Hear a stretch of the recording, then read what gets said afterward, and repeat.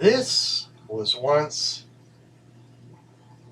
one of the most respected places in America, Washington, D.C. Okay? Washington, D.C. And all these people working for us, they're supposed to be working for us, are really not working for us because they're spending money left and right, wasting our money right and left. And they put up fences around our capital for no reason whatsoever. All right? What gets me is you see all these burning cities in the United States, and they kept saying, oh, these are peaceful protesters. And you see these buildings burning, attacking police stations, and all this stuff. It's peaceful. Okay? Because of a few people that I think were prodded into going into the Capitol building when they weren't supposed to. Because of a few people, it demonizes everybody else in the party, which I think is wrong. House Minority Leader Kevin McCarthy blasting Pelosi and calling the hearings a sham. Unfortunately, Speaker Pelosi will only pick on people onto the committee that will ask the questions she wants asked. That becomes a failed committee and a failed report, a sham that no one can believe. If you want the true answers, do not be afraid of the questions that will get asked. Greg, have at it. Well, I'm going to preface like what we've always said on the show right off the bat. We condemned equally the riots of last year, the billions in damages, and January 6th, because we, as conservatives or libertarians or Republicans, we are the gate that prevents the barbarians from storming. And on January 6th, we became the barbarians. We don't like that. Having said that, it would be fun to do a hearing on the crime wave and interview the police from Seattle, Portland, Minneapolis, New York City, just to provide real context about actual threats to democracy. We're being lectured by phony politicians about threats to our country while they ignored a mounting pile of dead, and it's all for politics. I also reject the idea that having politicians' jobs disrupted for 2 hours is somehow worse than billions of dollars in destruction and dozens of deaths, including police officers. That's why I would like to see a hearing about that, because I can't stomach the crying. I can't stomach the crying.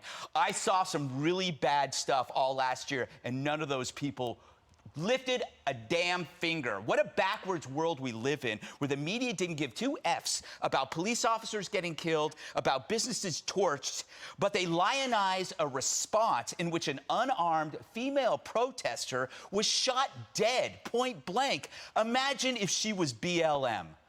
Imagine that. How would this turn out differently if it was a BLM protest? Just think about that. That's why this is a circus, that's a clown show, and I don't buy the fake tears. Do you think this was bad, where the only person that got killed was an unarmed veteran that was shot? None of the officers were killed, but there have been other people that have gone into the Capitol building and set bombs in there, for crying out loud. In Detroit today charged the 13 top leaders of the Weathermen with plotting to bomb public buildings in Chicago, Detroit, New York, and Berkeley, California. Weathermen are the militant faction of the Students for a Democratic Society. 7:30 this morning, KPFK received a call from a woman identifying herself as a member of the Weather Underground. Hello. I'm going to read a declaration of a state of war. This is the first communication from the Weatherman Underground. Kids know the lines are drawn. Revolution is touching all of our lives. Freaks are revolutionaries, and revolutionaries are freaks. If you want to find us, this is where we are. In every tribe, commune, dormitory, farmhouse, barracks, and townhouse, where kids are making love, smoking dope, and loading guns, fugitives from American justice are free to go. Within the next 14 days, we will attack a symbol or institution of American injustice. Power belongs to the young people and the black people in this country. Come on, we gotta fight it out. We gotta build a strong base, and someday we gotta knock those motherfuckers who control this thing right on their ass. The FBI said the Weather Underground organization, which took credit for the bombing, is the same radical group which was responsible for the bombing of the U.S. Capitol in 1971 and the Pentagon in 1972. But federal officials don't really know much about the group, which is believed to have between 20 and 30 members. They never had the amount of bullshit going on right now because of this thing, January 6th. Even had bombs blowing up in the freaking Capitol. They've shot some senators or congressmen in the Capitol. Police hurry to America's House of Representatives in Washington following an attack by 3 Puerto Ricans, including Rafael Miranda, who fired on the senators in the chamber. Fellow gunman Andres Condero and the woman member of the trio Lolita Lebron are hustled away from the menacing crowd. Firing more than 20 rounds from their Luger automatics, the 3 fanatics seriously wounded 5 senators.